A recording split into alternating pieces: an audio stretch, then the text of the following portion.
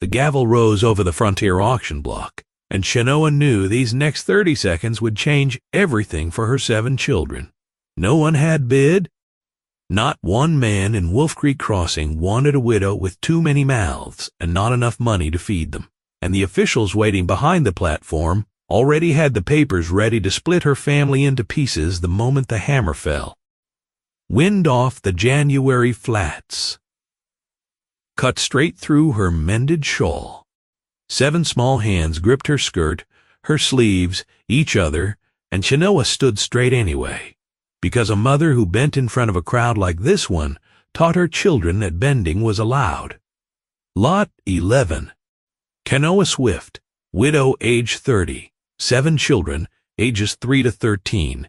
The auction master's voice stayed flat and bored through the whole announcement, the tone a man might use counting sacks of grain instead of naming a family. A ripple of low laughter moved through the crowd. Nobody looked at her children and saw 7 lives worth protecting.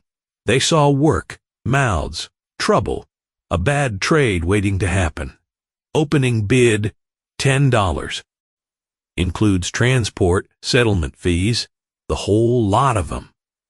Silence answered back, the kind that makes a person feel the whole world has turned away at once. 7 small faces pressed close around Chenoa's skirts, and each one carried the mourning differently. Sina, 13, and already too grown for the crowd's liking, stood tall at her mother's side. Chin lifted the way Chenoa had taught her. Tacho, 11, tried to stand like the man of the family, jaw trembling only a little. Nantan, 9, and quieter than his brothers, kept his eyes on the ground, reading the tracks in the churned mud the way he read everything. Carefully, before he trusted it. Chato, 8, gripped Tacho's sleeve and refused to let go, mimicking his older brother's stubborn set of shoulders, even though his own knees shook. Litsi, 6, hummed under her breath, a tune too soft for the crowd to catch. The same trick Chenoa used to keep her own fear quiet. Atu-ha, 5, counted the buttons on her coat over and over. 12 of them, always 12, a small, steady number in a morning, offering her nothing else steady to hold on to. Ankai, only 3, hid half behind his mother's skirt and peeked out at the crowd with wide, frightened eyes. Chenoa had known this morning might come since the day the agency clerks stopped delivering rations to the allotment where she and Nakos had scraped together 5 good years. She had known it the day the flood took half their herd and the fever took most of what little remained. She had known it most of all the night Nakos never made it home from the Rimrock Trail, and 2 men she barely knew carried him back across a saddle instead. A rock slide having settled the argument, the mountain always wins in the end. Grief did not pay debts. Grief did not feed 7 children through a winter with no husband's hands left to build the fences or haul the wood. She had sold what little remained, packed what she could carry, and ridden 200 miles toward a frontier town that had promised in a handbill nailed to a trading post wall, honest work for honest women. The handbill had lied. Wolf Creek Crossing had only this platform and this gavel, and men who looked at a widow the way they looked at a horse gone lame. What none of them bothered to ask was what Chenoa actually carried with her across those 200 miles.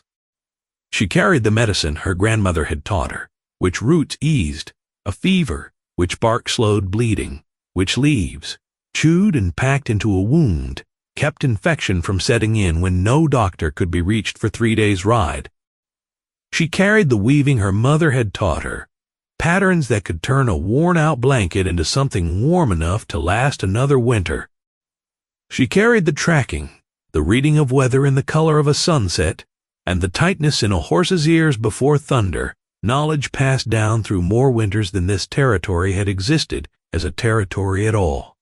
None of it showed on an auction block. None of it weighed against 7 hungry mouths in the eyes of men only counting cost. But she had kept her children alive through the bitter, unforgiving winter that followed Nakos's death with nothing else to lean on, and she intended to keep them alive through whatever came next the same way, quietly, competently, without asking anyone's permission. $5, the auction master tried. A heavy-set man near the front spat into the frozen mud. 7 of them might as well take on a plague. Low and mean under his breath, pricing her out like a wagon wheel nobody wanted. Sina slid her cold fingers into her mother's hand, and Chenoa squeezed back, steady, because her children needed steadiness more than they needed anything else she had left to give. $2, last chance. The auction master's voice sharp now. Behind the platform, 2 officials waited with a stack of papers thick enough to end this family by nightfall. Chenoa recognized the thin woman with the tight mouth, Mrs. Tide. Ridley, from the Territorial Settlement Office. Those papers were the backup plan, orphan placement contracts. A legal knife, ready to cut 7 children into 7 separate directions and scatter them across a territory that had never once wondered what any of them wanted. The auction master lifted the gavel higher. If no bid is received, these children go to territorial custody under the Orphan Placement Act, effective immediate. Kai made a small frightened sound. Mama. Chenoa knelt despite her aching knees and pressed her palm to his wind-burned cheek. Be brave a little longer. Love barely above a breath, meant only for him. Then she rose and faced the crowd again, because that was the only thing left she could still control, how she stood while the world decided her family's fate. None of the men watching saw what stood in front of them. They didn't see a woman who had kept 7 children fed through a Sonoran winter with nothing but grit and a grandmother's knowledge of the land. They didn't see a woman who could set a broken bone, stretch a week of flour into 2, read a sky the way other people read a letter, and hold a household of frightened children together with nothing but her own steady voice. They saw her size, her widowhood, her 7 children, and decided that was the whole of her. Going once, Chenoa's heart hammered loud enough that she could hear it over the wind. Going twice. Sina's silent tears cut tracks down her wind-chapped face. Taco clenched both fists at his sides. Nantan and Chatto pressed shoulder to shoulder. Litsy's hum broke off mid-note. Ituha's counting stalled on 11. Gone! A voice cut through the crowd from somewhere near the back, rough as a rock slide coming down a canyon wall. I'll take her. Every head on that platform turned at once. The man walking forward didn't look like he belonged to the town at all. He looked like he'd been carved out of the mountains themselves and sent down only long enough to finish this business and leave again. Tall, broad, through the shoulders, dressed in weathered buckskin and a fur-lined coat gone gray at the collar. Dark hair, threaded with early silver, fell loose past his shoulders. A jagged scar ran from his left temple down through his beard, a war mark nobody in that crowd dared ask about out loud. His eyes were pale as river ice and just as unreadable. The crowd parted for him the way water parts for a boulder that has no intention of moving. The auction master, caught off guard, wanted to be sure he understood. 7 children, all of them, the whole burden at once. The man didn't so much as flinch. All 7, a murmur ran through the gathered onlookers, more shock than kindness. Someone near the front let a name slip out low like a warning passed hand to hand. Colton Vane. Chenoa's stomach dropped. She had heard that name in town talk before she ever stepped onto this platform. The mountain man, the one who almost never came down from the high country, the one folks swore carried more war behind his eyes than any man should carry alone. Colton stepped closer, his gaze moving once, briefly, across the 7 frightened faces gathered around Chenoa's skirts. Not unkind, just assessing, the way a man reads weather before he commits to a trail. Then his eyes settled on her, and she made herself meet them without looking away because, if this was the last gamble left in her life, she intended to face it with her chin up. How much, he wanted to know. The current bid stands at $2 from the auction master. The words tumbling out uneven. Colton's jaw tightened. 300. A collective gasp swallowed itself into silence across the crowd. Mrs. Ridley's head jerked up sharp enough that her bonnet nearly slipped. That more than covers everything, the auction master managed. Passage, fees, provisions for the lot of them. Colton nodded once. Good. Let's not waste any more daylight standing here. The gavel came down, not like a door slamming shut on Chenoa's life, but, though she could not have named it, yet, like one quietly swinging open onto another. If this story already has you hooked, tap join beside the channel name and become a member. It helps us keep bringing you frontier stories like this one. Chenoa felt the ground tilt beneath her, dizziness rising less from relief than from the fear riding right behind it. No man paid $300 for nothing. No man took on 7 children he'd never met unless he wanted something from the bargain. Colton crossed to her, voice low and level. Mrs. Swift, you understand what this arrangement is? Chenoa's throat had gone dry as the flats outside town. A marriage contract. She managed. Shelter for my children in exchange for work. Colton's expression didn't soften, but something behind his ice-pale eyes settled. I've got a homestead 2 days' ride into the high country toward the rim. Winters run long and hard up there. The work won't be gentle. I need someone who can run a household, manage stores, keep a family fed through months where the passes close. Your children eat and stay warm, but everyone old enough to lift a bucket earns their place. I'm not selling a fairy tale. I'm giving you a way to survive. He let that sit a moment. You want it or not.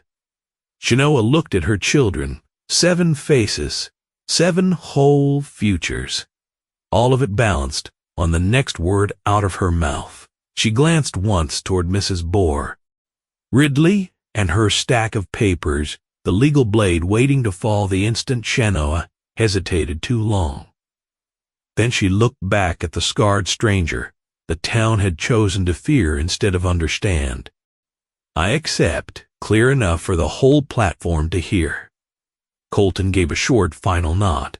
Then we go. Now we're burning daylight. The paperwork took only minutes. Chenoa's hand shook as she signed the name the agency clerks had given her years ago.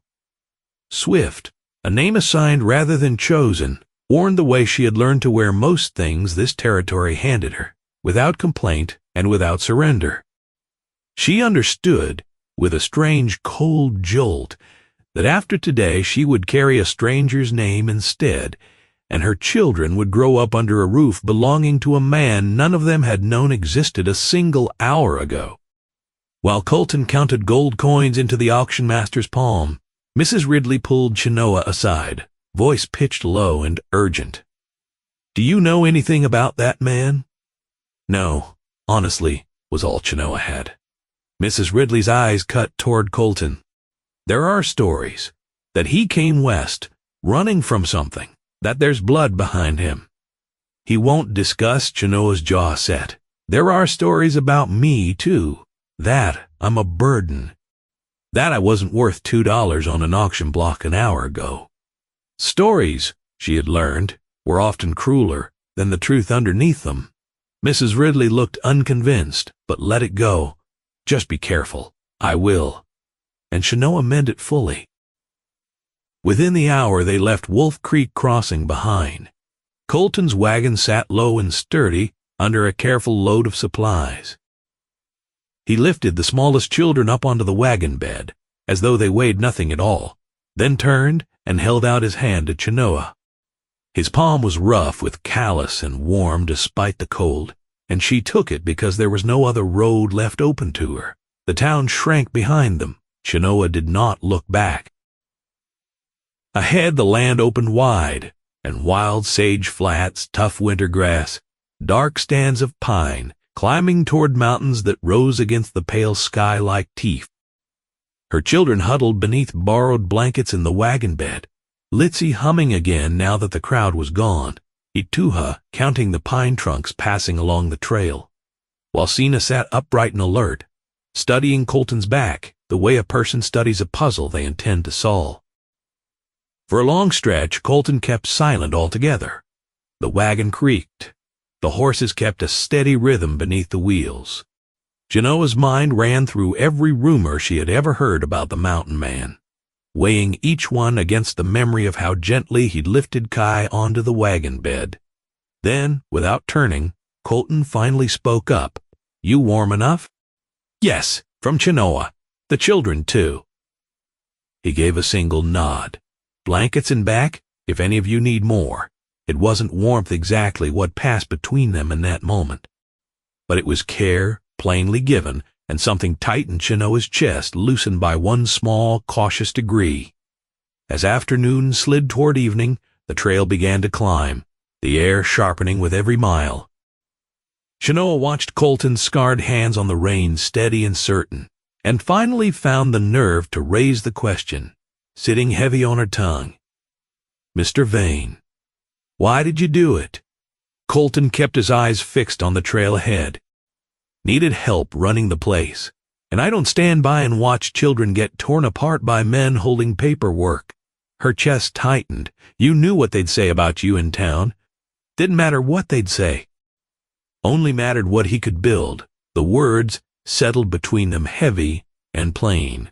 By dusk, they'd reached deep into the foothills, the wind carrying the sharp mineral smell of coming snow. Chenoa held her children close and stared into the darkening trees ahead, wondering what kind of man bought a family nobody else wanted, and why an entire town seemed to fear him for it. Somewhere beyond those trees waited his homestead, and Chenoa had the growing feeling that what waited there was more than hard winters and harder work. It was the truth of Colton Vane himself. She studied the scar cutting through his beard in the fading light, and let herself wonder, careful not to stare too long, what kind of war left a mark like that on a man and sent him into these mountains alone rather than back to whatever life he'd had before it.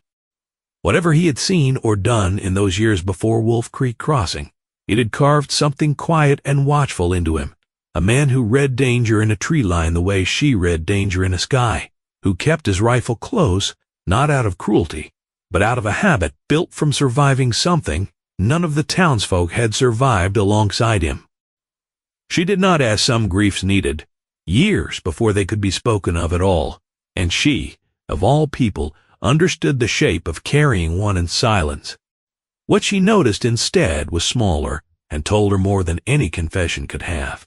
The way his hands gentled around the reins whenever a child's voice rose from the wagon bed, as though some part of him had decided, long before he ever stepped onto that auction platform, that he would guard what little softness the world still offered him. The storm rolled down off the mountains before sunrise on their second day of travel, thick and sudden, as if the sky itself had decided to bury the whole world in white. Snow swirled so fast Chenoa could barely see past the horses' ears. The wagon lurched through deepening drifts while the children clung to one another beneath the blankets. Colton drove through it like the storm was little more than a stubborn crosswind, jaw locked, eyes narrowed under his hat brim, reading the land the way Chenoa read a winter sky, calm, certain, already 3 steps ahead of the danger. Even he could not ignore how fast it was worsening. "We need shelter," raised loud over the wind. "There's a trapper's cabin close by. If we don't reach it before dark, this storm puts us all at real risk." Chenoa tightened her grip on Kai, her fingers gone numb, but her hold only growing sure. How far? Half a mile? Maybe less. Hard to judge in this. Half a mile felt like 50 in weather like this. The wagon groaned through the drifts, the horses snorting and shaking their heads against the wind, screaming down the slope. Chenoa pulled the blankets tighter around Litzy and Etuha and gave them words she didn't quite believe herself. "We'll be all right. Mama's here." Nanton pressed against the wagon side, kept his eyes fixed on the shape of the trail ahead, the same careful watching he gave everything, as though noticing the danger early might somehow make it smaller. Colton leaned forward on the bench, guiding the horses through a narrow curve where the world seemed to tilt sideways on a patch of buried ice. The children gasped. Chenoa grabbed the seat rail to keep from sliding. Colton eased the reins, steadying the team without ever raising his voice at them. "Easy now, good boys." That gentleness with the animals from a man built like the mountains themselves sparked something warm in Chenoa, despite the bitter cold. The minutes crawled by like hours. Snow piled thick and heavy on the wagon cover, threatening to collapse it, and Chenoa shook it loose whenever she could reach. Her arms burned. Her breath hurt in her chest. Then Colton pointed through the whiteout. There. A low shape resolved slowly out of the snow, a log cabin half buried, leaning slightly, but still standing firm against the wind. Relief hit Chenoa so hard her eyes stung. Colton pushed the horses the last stretch, jumped down the instant they stopped, and carried the youngest children inside first. Quick and sure on the icy ground, Chenoa followed, ushering the older ones through the door behind him. Inside, the cabin sat dark and cold, but blessedly dry, a stone hearth waiting against the far wall, dust thick across the table, proving no one had used the place in months. "Stay with the little ones. I'll get wood, already turning." He vanished back into the storm before she could answer. Taco hovered near the door, brave but visibly shaken. "Mama, is he coming back? He won't leave us." Chenoa's promise, and she hoped fiercely it would hold true. Sina moved straight to the cold hearth. "I can help start the fire." Good girl from her mother, soft with pride. Chatto found a broom stub in the corner and swept a clear space around the hearth without being asked. Small chin set, stubborn as his older brothers. By the time Colton returned, with his arms full of split wood, the children already had the space cleared and waiting. He dropped the load, packed kindling beneath it, struck his flint until the flame caught slow, then bright, pushing the cold back inch by grudging inch. He stomped snow from his boots, firelight cutting half his face into shadow, making him look carved from stone and storm both. "We'll stay here tonight. Tomorrow, too, if the weather doesn't break." Chenoa nodded.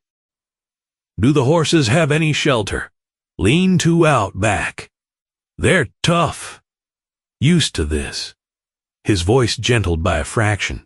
The children pressed close to the fire, Kai crawling into Chenoa's lap, small body trembling until the growing heat eased the shaking out of him. Ituha counted the logs in the hearth under her breath, 7 of them, and seemed to settle once the number held steady. Colton hauled blankets in from the wagon and laid them around the hearth. "You and the children sleep near the fire. I'll keep watch. You should rest, too, from Chenoa. Don't need much. Been living out here a long time." His eyes met hers. "Storms like this bring trouble sometimes. Animals, men. Someone should stay awake." She wanted to argue and didn't. That stubborn set of his jaw made clear the decision was already made. As the fire built its warmth through the little cabin, the children slowly eased. Sina read aloud from a battered old book pulled from Colton's supplies, her voice soft and even, while Litzy hummed the melody under her own breath to whatever rhythm the words made. The youngest ones drifted asleep, leaning against each other. Nanton and Chato fought sleep bravely and lost.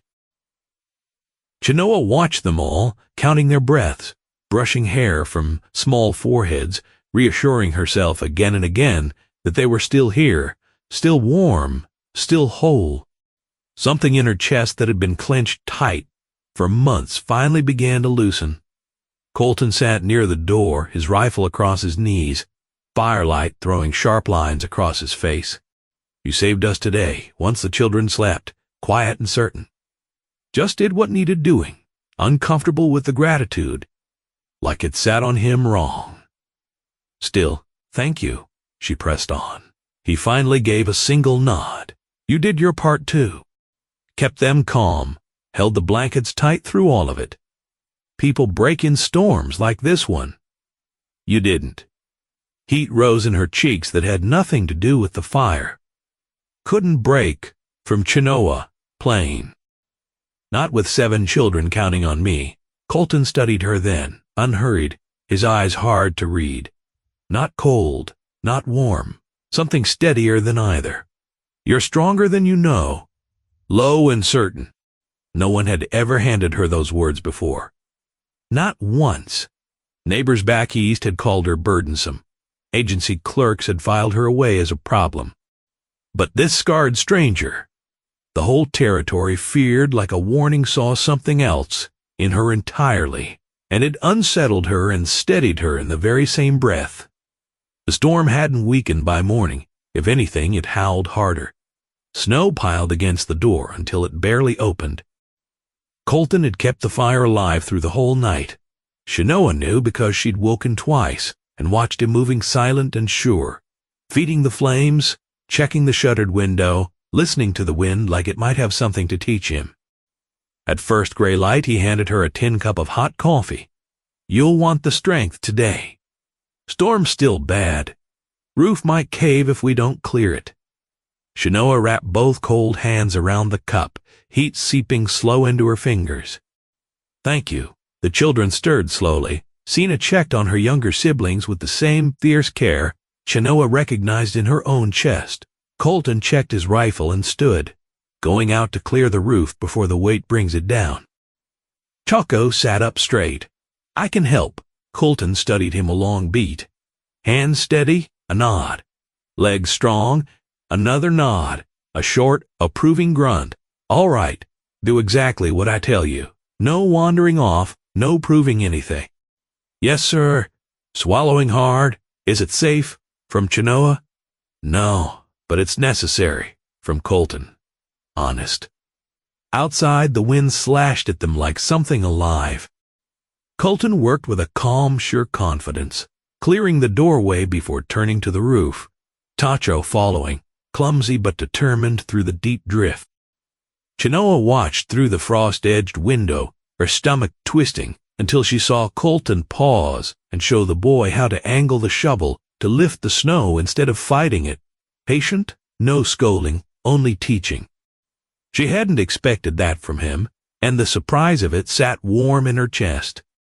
Nearly an hour later, the wind shoved both of them back through the door, snow-crusted, thick on their coats. Taksho's cheeks burning red, his eyes bright with something like pride. You did well. You listened good.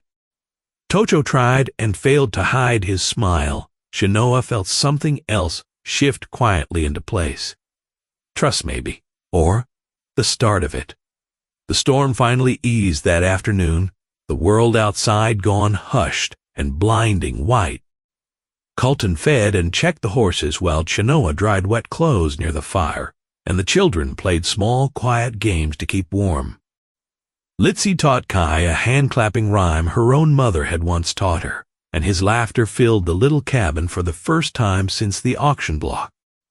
By evening, the cabin no longer felt like a desperate shelter, but something closer to a strange kind of home, only for now, only until the storm let them go. That night, once the children slept, Chenoa sat by the fire, mending a tear in Litzy's dress, her needle catching the light. Colton sat near the door again, sharpening his knife in slow, unhurried strokes. Why did you come down to Wolf Creek Crossing this week? People say you barely leave the mountains from Chenoa. Curious. He paused, the blade resting against the whetstone. Needed supplies. That all? Gently pressing just a little further. A long pause. Wanted company. Finally, low. Been 10 years since I've lived with anyone. Place gets quiet up there. Too quiet. She waited, sensing there was more. There was talk of a bride auction. Just wanted to see. See what? Whether any woman could live the kind of life I live. His eyes found hers across the firelight. Only one could. They sat there in silence. After that, the fire crackling low between them, and Chenoa's heart beat too fast for her to pretend otherwise. She didn't look away. She didn't want to. By dawn, The storm had passed completely, a pale sun rising over the mountains and turning every drift silver. Colton hitched the horses while the children helped where they could, Toko holding the reins steady, Sana folding blankets with careful, serious hands, Nantan checking the wagon wheels the way he'd watched Colton do it, Chato stacking the last of the firewood back onto the bed, the two smallest staying close to Chenoa's skirts, cheeks pink with cold. "Will the homestead look like this?" from Litzy, pointing at the glittering snow. "No," with a small smile, finding Chenoa's mouth for the first time in days. "I think it will be even prettier." Colton came around the wagon, a crate balanced in his arms. "Ready?" Chenoa nodded and lifted Kai up onto the bench, then climbed in after him, arranging blankets around the older children as they settled beside her. Colton took the reins, clicked his tongue, and the horses pulled forward into the brightening morning. They'd traveled barely an hour when Colton's hand shot up, sharp, quiet. Chenoa froze. Her children went still beside her. Colton's eyes narrowed on the trail behind them. "Someone's following." Her blood ran cold. "Who?" "3 riders. Coming fast." Fear punched straight through her chest, her hands closing around the nearest children without thinking. "Are they dangerous?" Colton's jaw set hard before any answer came. "Most men riding fast through these mountains aren't coming to pay a friendly visit." He eased the horses into a quick, steady trot, his whole posture gone alert. Chenoa could hear her own heartbeat over the wagon wheels crunching through snow, over her children's small, frightened breaths. Then she saw them, 3 dark shapes cutting through the trees, closing the distance fast, getting closer. "Stay calm. Whatever happens, keep the children behind you." Chenoa nodded, even though her whole body felt ready to shake apart. A voice cut through the cold air from the trail behind them. "Vane, hold up." Colton let one word fall low under his breath. "Crowley." Chenoa's stomach dropped like a stone through ice. "Who is he?" Barely a whisper of her own. "A man who doesn't take no for an answer. And a man who wants what I've got." "What you've got?" She started to press, but the question drowned beneath the thunder of hooves as the riders cut across the trail ahead and forced the wagon to a stop. The scarred man at the front smirked at Colton, then let his eyes crawl over the wagon bed. "Well now, looks like you've picked up some cargo." Chenoa felt the ugliness of that word land square in her chest. She pulled her children in. Tighter. Colton's hand moved slow toward the rifle at his side, and Crowley's grin only widened at the sight of it. The mountains seemed to hold their breath. Danger hung over the whole clearing like a shadow waiting to fall. And somewhere deep inside Chenoa Swift, unwanted, underestimated, dismissed, an hour ago for $2, something fierce woke up and refused to lie back down. Nobody was taking her family. Not today. Not ever. Crowley rode closer, his horse blowing steam into the freezing air until it stood almost nose to nose with the lead of Colton's team. His grin widened further at the sight of the children huddled in the wagon bed, his eyes sliding over them the way a man appraises livestock at a fair. "Well, well, heard you bought yourself a ready-made family, Vane. 7 of them. Quite the haul." Chenoa felt the children press closer into her sides. She wrapped her arms tighter around Kai and Ituha, praying they couldn't feel how hard she was shaking. Colton kept the rifle steady across his lap. "State your business, Crowley." Crowley tipped his hat back, revealing the pale scar cutting across his cheek. "My business is simple. You got something that's mine. I don't owe you anything." Low from Colton. "Oh, but you do." Crowley winked at Chenoa in a way that made her stomach turn. "Word around town is you snapped up a widow that wasn't even yours to claim. Settlement office was fixing to place her and those brats somewhere useful. A man with real money might have made better use of the arrangement." Chenoa's stomach twisted hard. Crowley wasn't riding out here for revenge. He was riding out here for ownership. He wanted them. Colton's jaw locked. "You're too late." Crowley leaned forward in his saddle, unbothered. "Think I'm right on time." He pointed a gloved finger straight at Chenoa. "A woman like her would last a lot longer under my roof. Know how to keep a wife in line. And those children, plenty of use to find for them too." Chenoa's breath caught hard. Sina grabbed her hand. Tacho looked ready to leap straight off the wagon, fists already balled. Colton's voice went to steel. "Right off." Crowley let out a low, mean laugh. "Always figured you for soft. Vane hiding out in these mountains, playing like you ain't the same as the rest of us down here, can't hide from the world forever." Two of Crowley's men eased their horses to flank the wagon on either side. Colton shifted his weight, rifle level and steady. One chance to turn around. Crowley's grin stretched wide. "Or what? You'll shoot me right in front of a lady." "In front of all her children," a mock click of his tongue. "Don't seem very husbandlike of you." Something in Chenoa understood then what Colton hadn't put into words. Crowley wasn't only a bully with a grudge.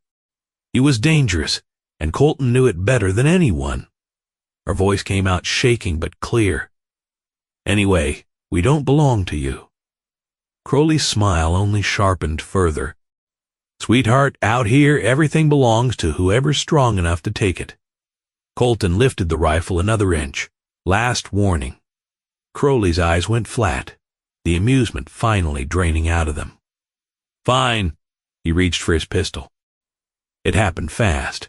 Colton fired first, the shot cutting the strap off Crowley's hat and sending him stumbling in the saddle. His men jerked their reins hard, startled horses rearing as snow sprayed into the cold air. Crowley let out a roaring curse. Before he could finish it, Colton had already dropped off the wagon, boots sinking deep into the drift, and lunged at him. "Stay inside," sharp, over his shoulder at Chenoa. He hauled Crowley off his horse before the outlaw could clear his own pistol, and the two men crashed down into the snow together, grappling, fists flying, rolling hard down a shallow embankment. Mama Chenoa hauled Sina back.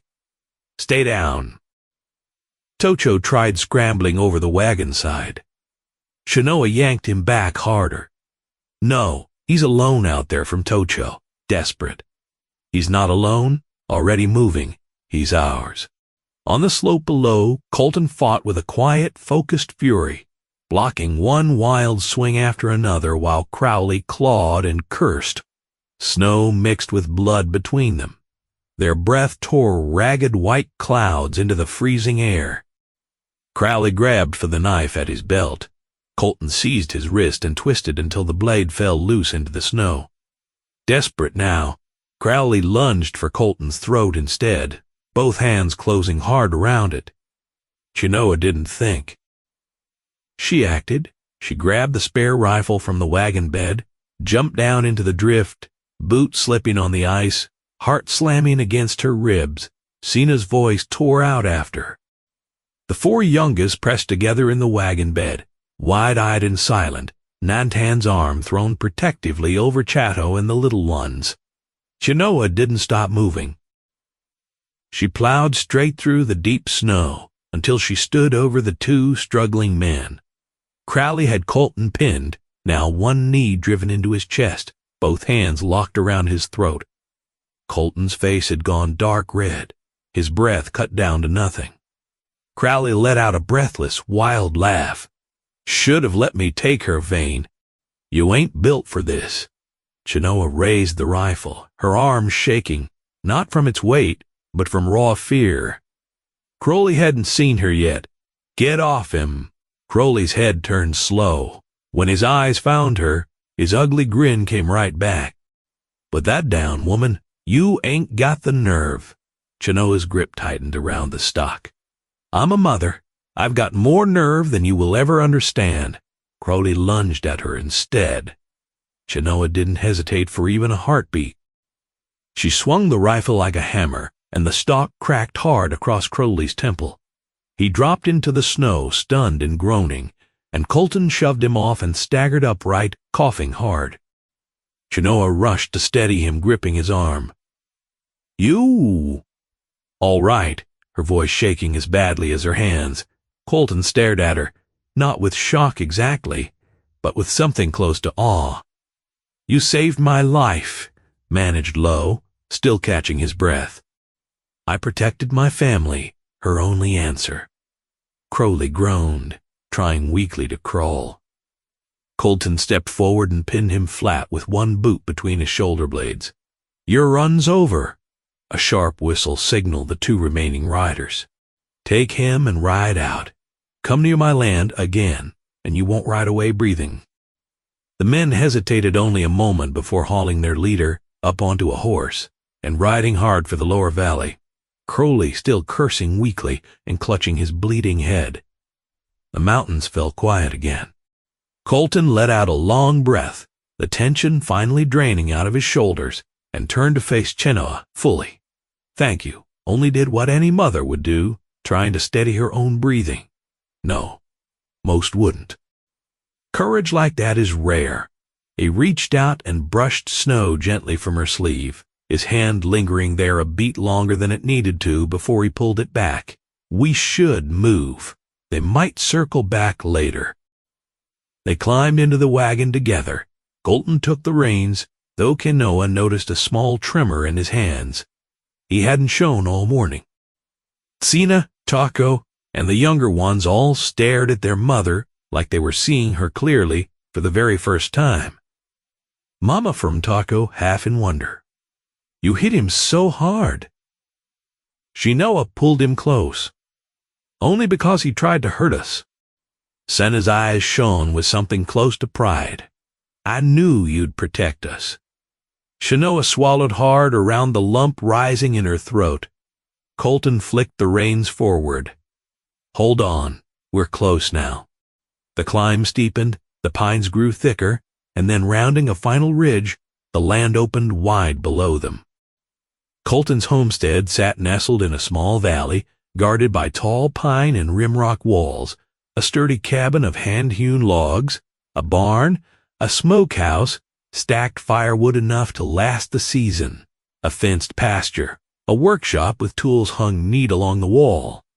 It wasn't only a homestead, it was a life some patient, careful hands had built slowly, year over year. Something warm settled deep in Chenoa's chest at the sight of it. Colton slowed the horses. "Welcome home," and the words landed both fragile and enormous all at once. Home. Her children stared at the cabin with wide, hopeful eyes. Sina squeezed her mother's hand. Taco leaned forward, awestruck. Nantan studied every corner of the yard like he was already mapping it in his head.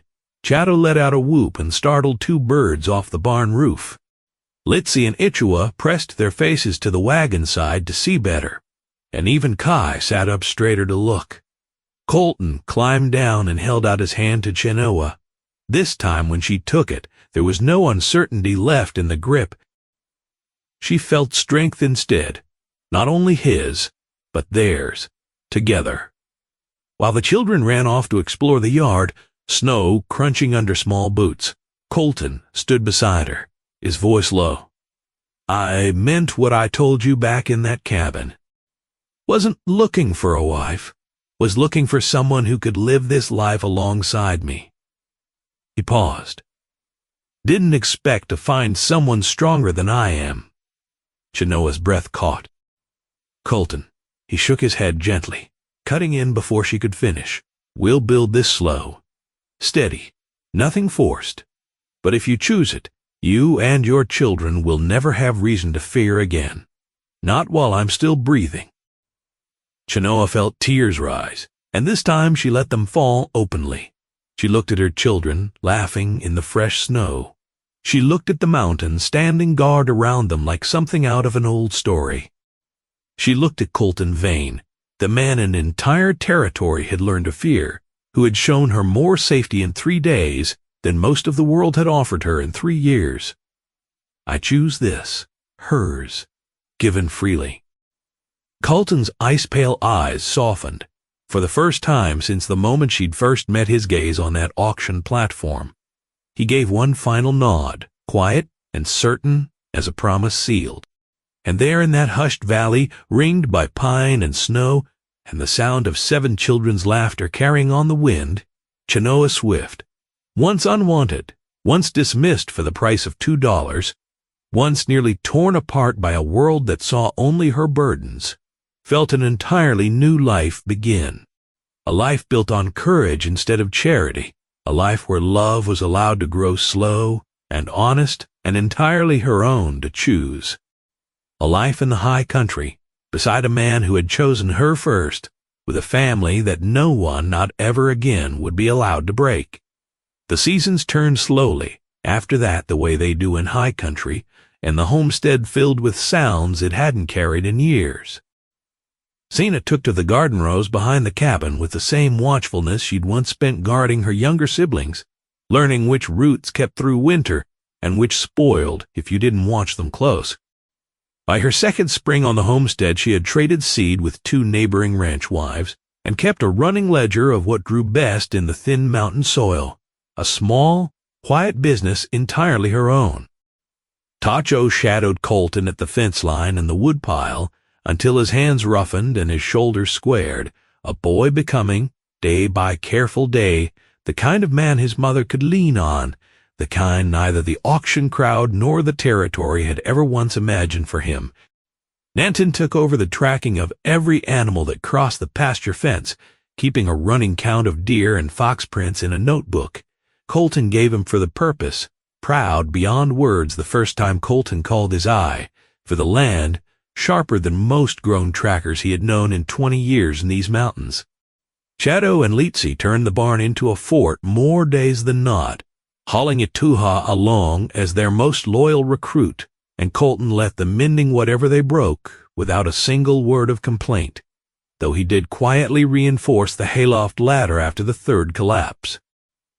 Ituha kept her own private count of the whole household.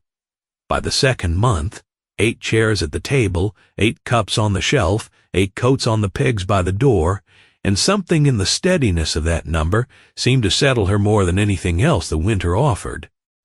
Little Kai stopped hiding behind anyone's skirt at all by spring-chasing the barn cats across the yard with a laugh that carried clear down the valley, and by summer he had claimed the smallest stool at the long table as his own, guarded fiercely against any sibling who dared sit in it.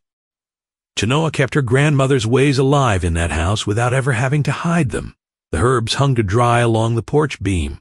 The old songs hummed low over supper. The beadwork she stitched into the children's winter coats by firelight, patterns her own mother had once shown her by a different fire in a different life. Colton never once asked her to set any of it aside, and some evenings he sat close enough to listen when she sang, though he never claimed to understand the words. He didn't need to. He only needed to see how easy the children slept afterward, and that told him everything worth knowing. When neighboring ranch families rode up to trade or visit, Chenoa never once lowered her voice or looked away when they noticed the beadwork or the dried herbs or the songs. She had spent enough of her life being small for other people's comfort, and she had no intention of spending the rest of it that way too. Love, when it finally came for the 2 of them, didn't arrive the way it did in the stories Sina used to read aloud by firelight. No sudden thunderclap, no single perfect moment. It came slow, the way trust always does between 2 people who have both been hurt enough to know better than to rush it. It came in small things. In Colton teaching Taco to read the weather off a ridgeline, the same patient way he had once taught him to angle a shovel. In Chenoa mending the tear in his coat sleeve without being asked, humming while she worked. In the quiet, at the end of each long day, once the children were finally asleep, and the 2 of them sat together by the fire, not needing to fill the silence with anything at all. By the following winter, neither of them could have named the exact day. The arrangement of convenience had quietly become something neither wanted to live. If Chenoa and Colton's story has pulled you in this far, tap join beside the channel name and become a member of the channel. Rueb and Hale rode up from the lower valley that first spring to trade for seed, and stayed half a day longer than he meant to, watching Tocho split kindling with the easy confidence of a boy twice his age, and seen a bargain over onion sets like she'd been running a household ledger her whole life. He said little on the ride back down, but the story he told at the trading post that week was not the story Wolf Creek Crossing had expected to hear, not a warning about the dangerous mountain man and the widow he'd bought for $300, but an account of a homestead better kept than half the ranches in the valley, of children who look you in the eye, and a woman who ran the place like she'd been born to it. Slowly, the way most true things travel in that country, the story of Chenoa and Colton Vane stopped being a cautionary tale told to frighten new arrivals off the auction block, and became something closer to the truth, a family that had survived being unwanted and built something worth wanting instead. Word of it never did fully reach Wolf Creek Crossing, exactly what became of the widow nobody wanted and the mountain man nobody trusted. But up in the high country, past the pines and the rimrock and the 2-day ride, nobody in town cared to make. A family that had once stood on an auction block minutes from being torn apart sat down together every evening at a long wooden table built for more than two. Chenoa Vane, once valued at $2 by a town that never once got her name right, had built something no auctioneer's gavel could ever again put a price on: a home, a choice, a love that had taken its time and asked for nothing but honesty and given back everything in return. And in that quiet valley, with 7 children's laughter rising over the pines and a man beside her who had chosen her before he ever truly knew her, Chenoa understood at last that being wanted and being chosen were two very different gifts, and she had finally fully received the second. Thank you for staying with this family all the way to the end. Tap join beside the channel name and become a member, and stay close so the next Frontier story finds you the moment it's ready.